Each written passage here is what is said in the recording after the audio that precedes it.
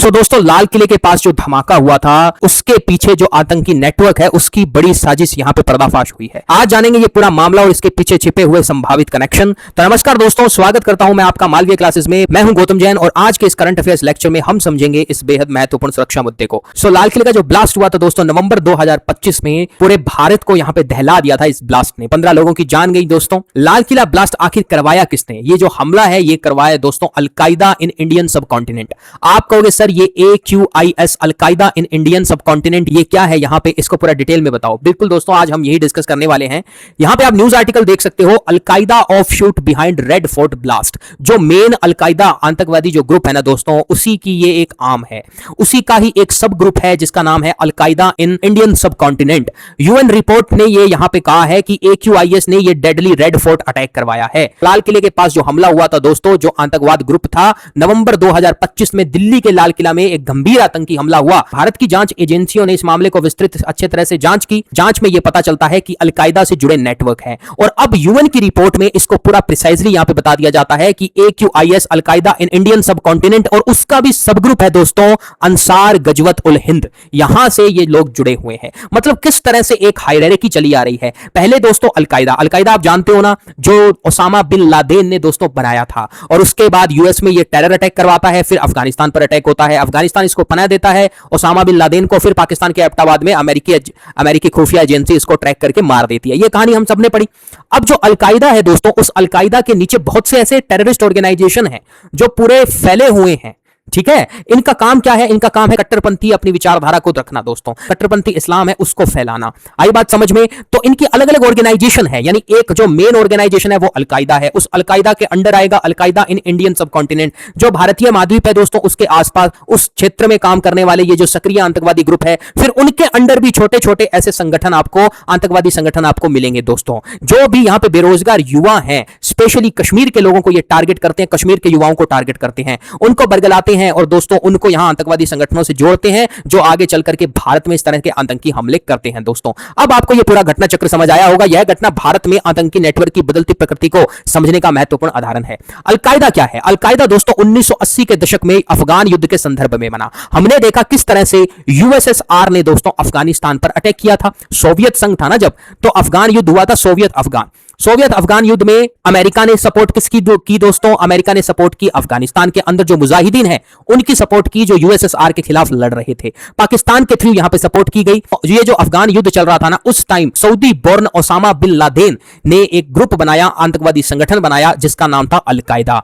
Al Qaeda का ये main यहां पे मोटिव था दोस्तों कि जितने भी लोकतांत्रिक देश है ना एक तरह से, या अमेरिका की जो प्रेजेंस है दोस्तों मिडिल ईस्ट के अंदर, उसको चैलेंज करना। ये नहीं चाहता था कि अमेरिका मिडिल ईस्ट में रहे, उसके हथियार रहे, उसकी सेना रहे। ये उसको दुश्मन की तरह देखता था। इसलिए इसने एक ऑर्गेनाइज्ड टेरर अटैक कराया अमेरिका में। अफगान युद्ध यहां पे खत्म होता है, सोवियत का विघटन होता है, उसके बाद अफगानिस्तान पर अमेरिका का अटैक होता है और बाद में ओसामा बिन लादेन को ट्रैक करके मार दिया जाता है। ओसामा बिन लादेन के बाद दोस्तों आता है अल जवाहिरी। उसने इस नेतृत्व को संभाला, इसको भी अमेरिका 2022 में मार देता है। उसके बाद दोस्तों इसका मुखिया बनता है सैफ अल अदेल। अब इसका ठिकाना पता नहीं है ये कहां पर है। हो सकता है अफगानिस्तान पाकिस्तान के सीमावर्ती क्षेत्र में कहीं छुपा हो दोस्तों, कहीं भी ये हो सकता है। ठीक है, भारत में अलकायदा किस तरह से आया? आप कहोगे सर ये तो अलकायदा आपने हमें पूरा इतिहास समझा दिया, भारत में कैसे आया सर? देखो दोस्तों, भारत में अलकायदा जो मेन ऑर्गेनाइजेशन है वो नहीं है। फिर आप कहोगे फिर सर किस तरह से अलकायदा है भारत में? भारत में है दोस्तों AQIS अलकायदा इन इंडियन सब कॉन्टिनेंट, यानी कि भारतीय उपमहाद्वीप में जो अलकायदा फैला हुआ है ना, ये छोटे छोटे ऑर्गेनाइजेशन है। जैसे आप इस तरह से समझो दोस्तों कि एक ऑर्गेनाइजेशन है A, उस A ऑर्गेनाइजेशन के दो ऑफशूट है दोस्तों A1 A2। उस A1 के अंडर आ गया दोस्तों AX उस AX के अंडर आ गया फिर से दो कुछ ऐसी ऑर्गेनाइजेशन। ये दोस्तों भारत में बेरोजगार कश्मीरियों को बरगला करके उनको रिक्रूट करते हैं। कुछ ऐसे सेंसिटिव एरिया जैसे हमने पहलगाम में देखा दोस्तों, ओके, सोफिया के अंदर देखा, पुलवामा में देखा, यहां पे कुछ बच्चों को दोस्तों ये टारगेट करते हैं, पर्टिकुलरली इनको रेडिकलाइज करते हैं, इनका ब्रेन वॉश करते हैं। ओके, फिर यहां पे भर्ती होती है और वो आतंकवादी हमले करते हैं। इनको ये भी नहीं पता कि किस ऑर्गेनाइजेशंस के साथ ये काम कर रहे हैं। राइट, ये तो बस ये यहां पे बताएंगे कि भारत के खिलाफ इन्हें जिहाद करना है, मिलिट्री कैंपेन स्टार्ट करनी है। तो ये कट्टरपंथी जो विचारधारा है, ब्रेन वॉश करके इस तरह से रिक्रूट करते हैं। इनका उद्देश्य है कि भारतीय उपमहाद्वीप में कट्टरपंथी विचारधारा फैलाना। कट्टर इस्लाम फैलाना। जो औरंगजेब का जो एम्बिशन था ना दोस्तों, जिस तरह से वो सुन्नत फैलाना चाहता था भारतीय उपमहाद्वीप में, बस उसी को ये कैरी कर रहे हैं और कुछ नहीं है दोस्तों। तो ये पूरे आतंकवादी संगठन, इनका सफाया होना चाहिए। यह प्रचार, कट्टरपंथ और भर्ती जैसे माध्यमों का उपयोग करते हैं। भारत सरकार ने इसको आतंकवादी संगठन के रूप में यहां पे प्रतिबंध इस पे लगाया है दोस्तों, ठीक है। यानी कि ये अफगानिस्तान आप देख सकते हो, ये जो अफगान पाक बॉर्डर है ना, यहां पे अलकायदा पहले एक्टिव थी। उसके बाद ये पूरा इंडियन सबकॉन्टिनेंट को आगे दोस्तों इस तरह से फैलती है। और जैसा कि हमने देखा भैया, लाल किला के पास इतने सेंसिटिव एरिया का दोस्तों, इतना सेंसिटिव एरिया है वो, फिर इतना प्रोटेक्टेड एरिया है, वहां पे ये बॉम्ब धमाके कर सकते हैं। सोचो इनकी पहुंच देखो दोस्तों।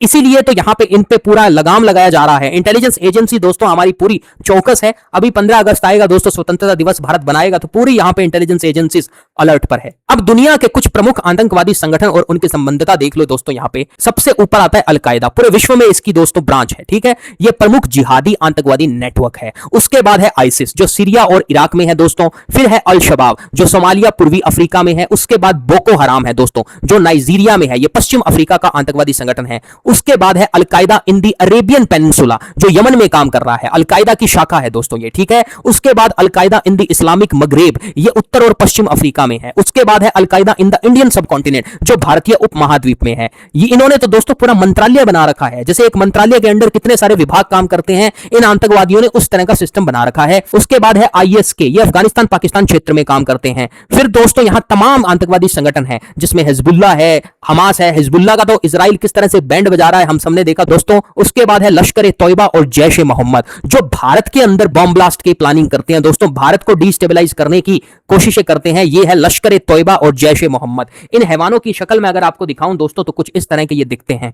ओके, भारत ने किसी दिन ऑपरेशन सिंदूर 2.0 स्टार्ट किया। अभी आपने देखा अजीत डोभाल ने ऑपरेशन सिंदूर के बारे में बोला है कि भारत इस बार जब मारेगा तो कोई भी न्यूक्लियर एस्केलेशन वाली रिस्क को नहीं कंसीडर करेगा, ठीक है। फिर भारत पूरा डिसाइसिव रिस्पांस देगा। ये है दोस्तों जैश ए मोहम्मद, और ये है दोस्तों जैश ए मोहम्मद का लीडर, और ये है लश्कर ए तौयबा का लीडर, ठीक है। सब जानते हैं इनको, हाफिज शहीद है ये। इसको तो भारत में, ये तो भारत की जेल में था, इसको छुड़ा करके लेके गए। इनको दोस्तों मारा जाएगा एक दिन, ठीक है। उसके बाद ये था दोस्तों ओसामा बिन लादेन, जिसको अमेरिका ने मार दिया। भारत को भी ऐसे ऑपरेशन दोस्तों कंडक्ट कर देने चाहिए जिस तरह से अमेरिका कंडक्ट करता है, राइट। अब अंसार गजवत उल हिंद क्या है, जिसने ये आतंकवाद हमला दोस्तों लाल किला के पास करवाया। ये एक आतंकवादी संगठन है, जैसा कि मैंने आपको बताया, इसके तार अलकायदा से जुड़े हुए हैं। इसका संबंध है जम्मू कश्मीर के आतंकवादी वातावरण से, यानी कि हमारा जो कश्मीर एरिया है दोस्तों, ये वहां पे एक्टिव है। इसका संबंध एक्चुअली में किससे है, AQIS से, अलकायदा इन इंडियन सबकॉन्टिनेंट, यानी कि अंसार गजवत उल हिंद, अंसार गजवत उल हिंद, ये AQIS के अंडर आता है। AQIS अलकायदा का है दोस्तों। आप समझ रहे हो ना किस तरह से हायरार्की बनी हुई है। संगठन ने भारत विरोधी चरमपंथी विचारधारा को बढ़ावा दिया है। लाल किला मामले में इसके नेटवर्क की भूमिका जांच का विषय बना। ये गजवा ए हिंद अलग है दोस्तों, ये एक अवधारणा है, यानी कि गजवा ए हिंद, हिंदुस्तान के खिलाफ, गजवा मतलब दोस्तों हिंदुस्तान के खिलाफ हिंसा करना। किस तरह की हिंसा करना, मिलिट्री कैंपेन करना, कट्टरपंथी विचारधारा को भारत के अंदर फैला देना, ये इनके मंसूबे हैं। ये चाहते हैं कि हमारे देश भारत को, इतना प्यारा देश हमारा भारत है, इन आतंकवादियों से हमारे देश के अंदर कुछ हो सकता है, कुछ नहीं हो सकता। औरंगजेब कुछ नहीं उखाड़ पाया दोस्तों, ये क्या उखाड़ेंगे, इनको एक दिन उखाड़ फेंकेगी सरकार। सरकार ने जिस दिन ठान ली, मिलिट्री कैंपेन स्टार्ट की, तो इनको जड़ से निकाल के मारा जाएगा, और आज कर भी रही है। कश्मीर में कितने आतंकवादियों को मारा जाता है दोस्तों, जिनको मार रहे हैं हमारे भारत के फौजी दोस्तों। जम्मू कश्मीर का संदर्भ अगर मैं आपको बताऊं, तो कई दशकों से आतंकवाद और उग्रवाद की समस्या यहां पे चल रही है। क्षेत्र में विभिन्न आतंकवादी संगठनों ने हिंसा और भर्ती का प्रयास किया। ये दोस्तों आज का मामला नहीं है, ये पुराना है, ये घुसपैठ पुरानी हो चुकी है। जो रेडिकलाइज होने थे वो लगभग हो चुके हैं, और उनको कर रहे हैं। ये मतलब दिखाते कुछ और हैं और अंदर से कुछ और हैं दोस्तों। सारे कश्मीरियों की बात नहीं है, कुछ एक, यानी कि अगर मैं 100 कश्मीरियों की बात करूं दोस्तों, जो ये भी हमारे भारत का हिस्सा ही है, उसमें से 5-10 आपको रेडिकलाइज्ड मिल जाएंगे, जिनका काम क्या है, भारत के खिलाफ काम करना। तो उनको दोस्तों हमारी आर्मी चुन चुन के मार रही है। तो पूरे जम्मू कश्मीर को आतंकवादी क्षेत्र मानना बिल्कुल गलत है, ऐसा कुछ भी नहीं है, सेफ इलाका है। लेकिन यहां आतंकवादी हमले तो होते हैं दोस्तों। यहां पे आप देख सकते हो पाकिस्तान अधिकृत कश्मीर है, और ये हमारा एरिया है दोस्तों, जहां पे भारत का कंट्रोल है। ये यहाँ पे LAC है और ये है LOC, ठीक है। ये अक्साई चीन और ये पाकिस्तान अधिकृत कश्मीर। एक बार अक्साई चीन का मुद्दा आप हटाओ, हमें पाकिस्तान अधिकृत कश्मीर के अंदर मिलिट्री कैंपेन स्टार्ट करके इसको विलय करना पड़ेगा, तो आतंकवाद खत्म होगा दोस्तों। दूसरा, पाकिस्तान के अंदर मिलिट्री कैंपेन स्टार्ट करनी पड़ेगी, आतंकवाद को मारना पड़ेगा, जैसे ऑपरेशन सिंदूर में हमने आतंकवादी अड्डों को तबाह किया। अब देखो दोस्तों, स्थानीय सेल क्या होती है। ये जो आतंकवादी संगठन होते हैं ना, ये अलग अलग स्थानीय सेल रखते हैं। ये बड़ा ढांचा होता है, उसकी तरह काम नहीं करते। ये छोटे छोटे स्थानीय समूह या नेटवर्क बनाते हैं। इन समूह को व्यापक संगठन की विचारधारा से प्रेरणा मिलती है और ऐसे नेटवर्क में सभी सदस्यों को संगठन की पूरी जानकारी होना आवश्यक भी नहीं है। इसी विकेंद्रीकृत व्यवस्था को समझना आधुनिक आतंकवाद के अध्ययन में महत्वपूर्ण है। ये छोटी छोटी सेल बना देंगे, छोटे छोटे ग्रुपिंग्स बना देंगे, उसके ऊपर दोस्तों एक ग्रुप होगा, फिर उसके ऊपर एक ग्रुप होगा। ये इस तरह से इसको एक तरह से हायरार्की बना करके ये काम करते हैं। मतलब आतंकवाद भी ऑर्गेनाइज्ड तरीके से काम कर रहा है दोस्तों। ओके, तो भारत में जो कट्टरपंथ की चुनौती है ना, ये पूरे समुदाय की समस्या नहीं है, धर्म की समस्या नहीं है। आतंकवादी संगठन धार्मिक और राजनीतिक भावनाओं का दुरुपयोग करते हैं। इंटरनेट, सामाजिक माध्यमों का उपयोग प्रचार और विचारधारा फैलाने के लिए किया जा सकता है। व्यक्तिगत शिकायतें, सामाजिक परिस्थितियां कुछ लोगों को कट्टरपंथ के प्रति संवेदनशील बना सकती है। इसलिए आतंकवाद के मुकाबले में सुरक्षा के साथ सामाजिक जागरूकता भी आवश्यक है दोस्तों। ठीक है, अपने आप को ब्रेन वॉश हमें नहीं करना चाहिए। पहली बात दोस्तों, सबसे पहली बात, अगर हमारे देश के खिलाफ कोई भी जहर उगले तो वो बिल्कुल उस बात को नकार देना चाहिए। उसको आप ब्रेन वॉश ही समझो। कोई भी देश में रहने वाला अपने देश के प्रति बुरा नहीं सुनेगा। जहां भी ऐसी बात आती है, समझ जाना कि ये रॉन्ग नंबर है और उसकी कंप्लेंट करनी चाहिए या उसका विरोध करना चाहिए। आई बात समझ में? भारत की आतंकवाद रोधी रणनीति क्या है? भारत आतंकवाद से निपटने के लिए सुरक्षा और खुफिया तंत्र को मजबूत करता है। राष्ट्रीय जांच एजेंसी आतंकवाद से जुड़े मामलों की जांच करती है। सरकार आतंकवादी संगठनों और उनके वित्तीय नेटवर्क पर कार्रवाई करती है। सीमा सुरक्षा और घुसपैठ रोकना भी महत्वपूर्ण प्राथमिकता है। अंतर्राष्ट्रीय सहयोग आतंकवाद के विरुद्ध भारत की रणनीति का भी महत्वपूर्ण हिस्सा है दोस्तों। ठीक है, अब आतंकवादी संगठनों को समझना भी बहुत महत्वपूर्ण है। जब इनको समझेंगे, इनके नेटवर्क को समझेंगे, तब जाकर के हमें पता चलेगा कि इनको किस तरह से टारगेट किया जाए। तो अंसार गजवत उल हिंद, जिसने लाल किला के पास धमाका करवाया दोस्तों, ये जम्मू कश्मीर केंद्रित आतंकवादी संगठन है, जिसके तार जुड़े हुए हैं अलकायदा इन इंडियन सबकॉन्टिनेंट। और अलकायदा इन इंडियन सबकॉन्टिनेंट का तार किससे जुड़ा है? अलकायदा से। आई बात समझ में? तो भारत में आतंकवाद को समझने के लिए इसकी पूरी विचारधारा, संगठन की स्थानीय नेटवर्क को अलग अलग करके समझना है। ये अलग अलग छोटे छोटे नेटवर्क्स बनाते हैं, जिसमें यहां पर रिक्रूटमेंट होती है, जो भारत के खिलाफ काम करते हैं।